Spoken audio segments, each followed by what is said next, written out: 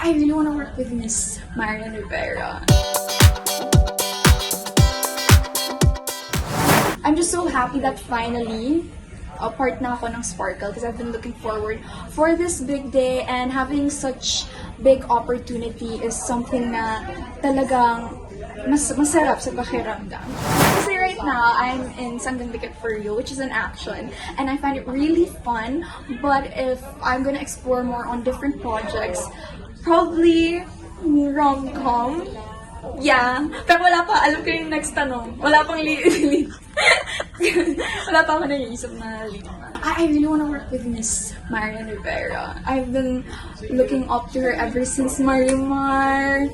Also, I want pala also yung ganong genre na romance rin, but at the same time, dance. I mean, nothing is impossible naman if yun yung fate ko and yung will ni God na mabigay yung ganun kalaking project, then I would very much accept it and will wholeheartedly give my best to portray the character.